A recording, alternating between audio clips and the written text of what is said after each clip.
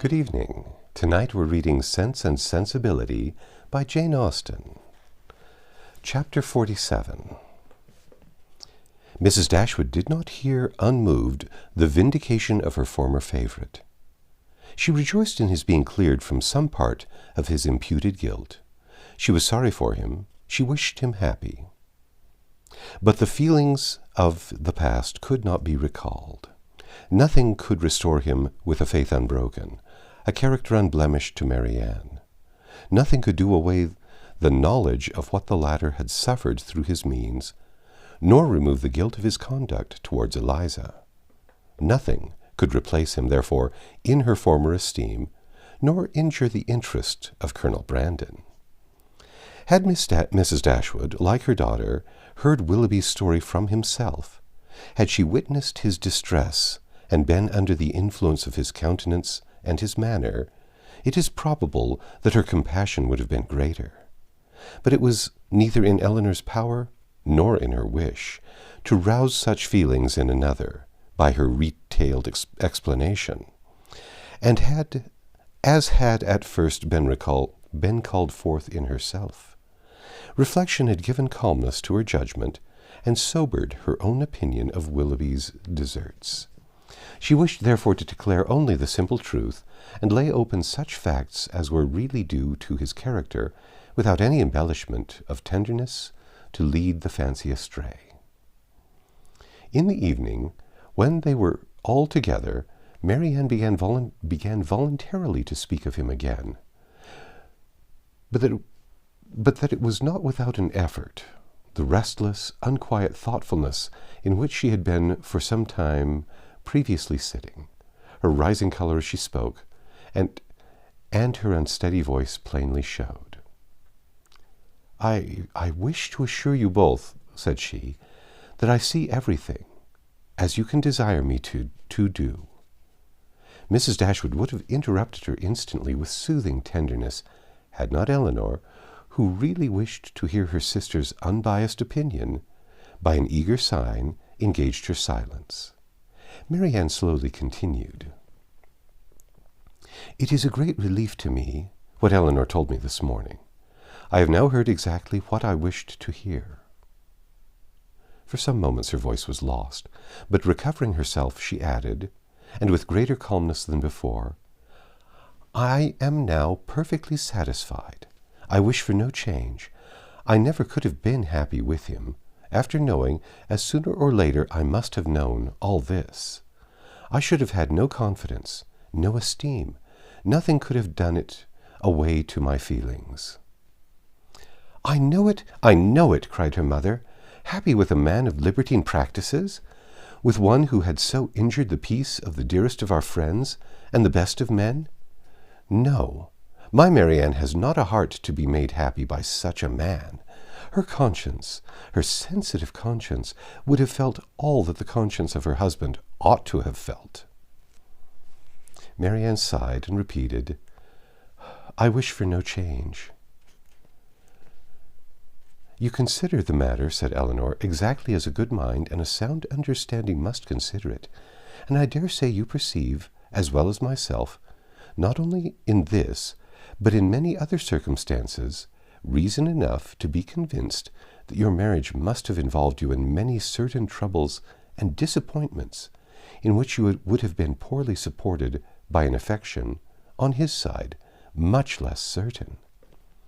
Had you married, you must have been always poor. His expensiveness is acknowledged even by himself, and his whole conduct declares that self-denial is a word hardly understood by him. His demands, and your inexperience together on a small, very small income, must have brought on distresses which would not be the less grievous to you from having been entirely unknown and unthought of before. Your sense of honor and honesty would have led you, I know, when aware of your situation, to attempt all the economy that would appear to you possible, and perhaps, as long as your frugality retrenched only on your own comfort, you might have been suffered to practice it. But beyond that, and how little could the utmost of your single management do to stop the ruin which had begun before your marriage?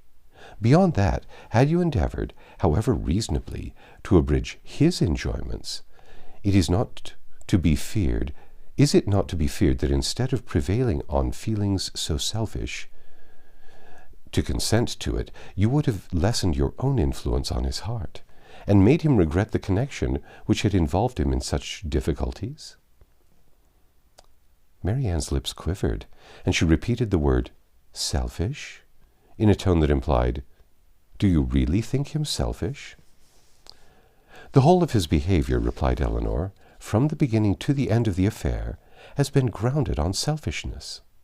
It was selfishness which first made him sport with your affections, which afterwards, when his own were engaged, made him delay the confession of it, and which finally carried him from Barton.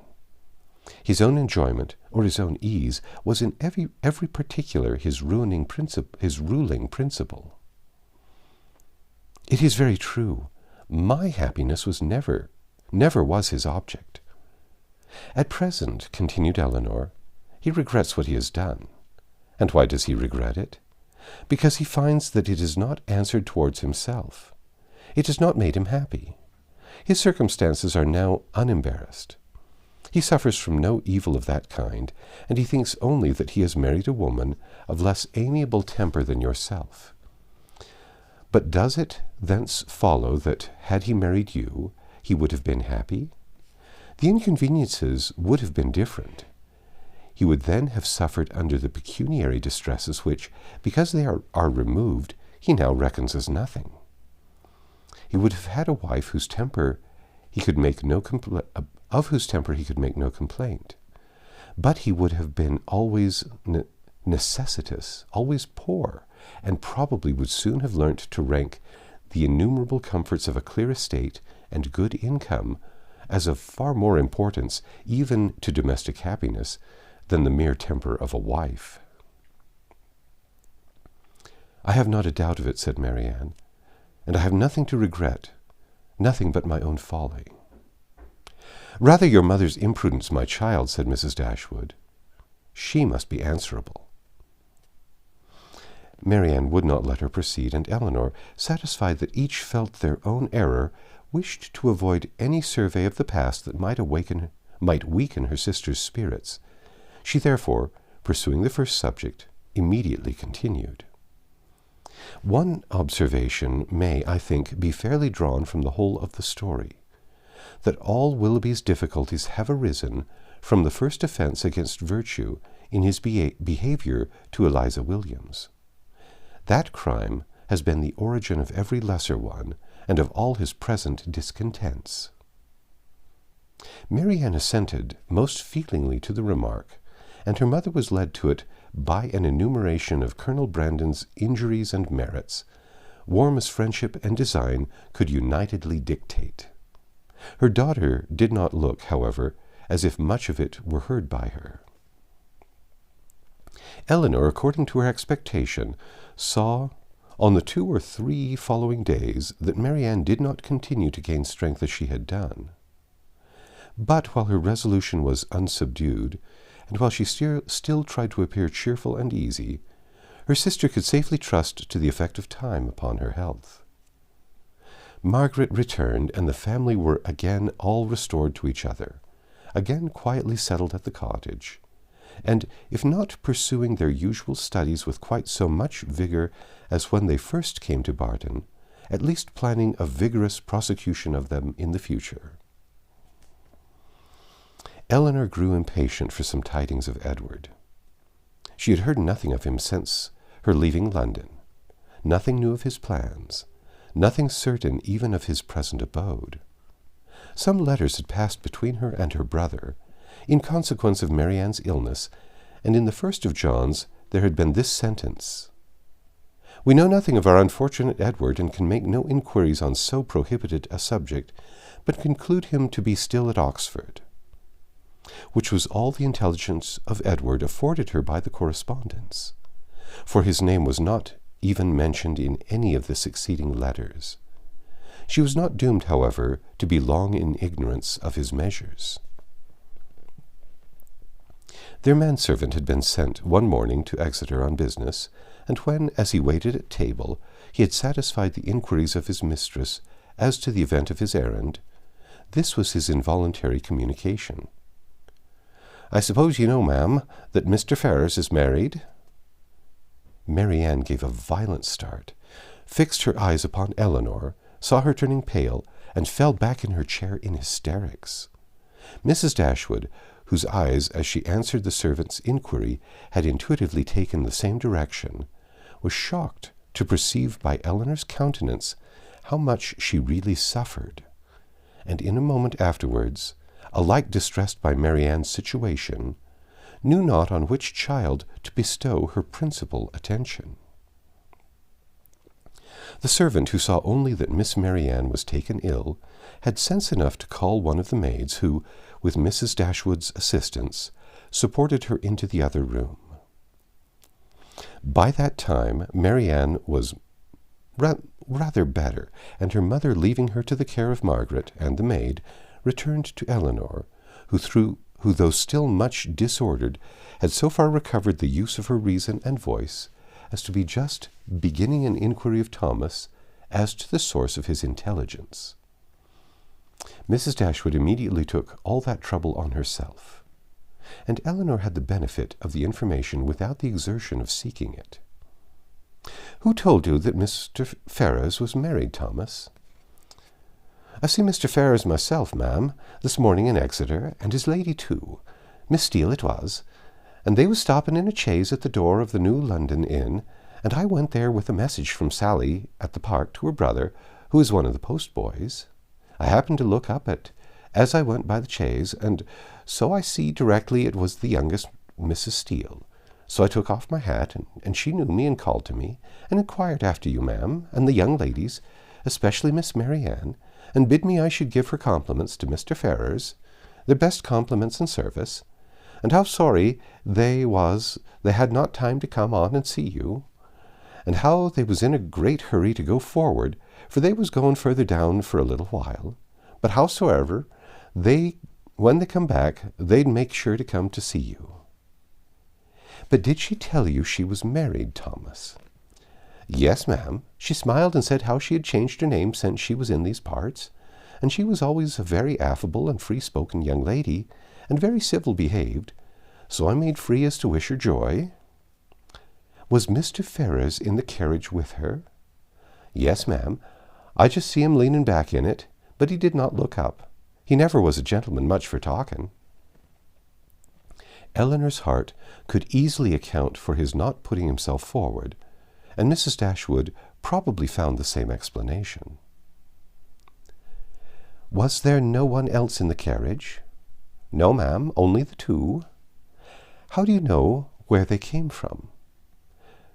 "They come straight from town, as Mrs. Ferrars told me."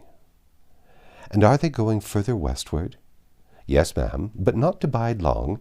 They will soon be back again, and then they'd be sure and call here." Mrs. Dashwood now looked at her daughter, but Eleanor knew better than to expect them. She recognized the whole of Lucy in the message, and was very confident that Edward would never come near them. She observed, in a low voice, to her mother, that they were probably going down to Mr. Pratt's near Plymouth. Thomas's intelligence seemed over. Eleanor looked as if she wished to hear more. "Did you see them off before you came away?" "No, ma'am. The horses was just coming out, but I could not abide any longer. I was afraid of being late." "Did Mrs. Ferrars look well?" "Yes, ma'am. She said how she was very well, and to my mind she was always a very handsome young lady, and she seemed vastly contented." Mrs. Dashwood could think of no other question, and Thomas and the tablecloth, now alike needless, were soon after dismissed. Marianne had already sent to say she would eat nothing more. Mrs. Dashwood's and Eleanor's appetites were equally lost, and Margaret might think herself very well off, though with so much uneasiness as both her sisters had lately experienced, so much reason as they had often had to be careless of the meals, she had never been obliged to go without her dinner before.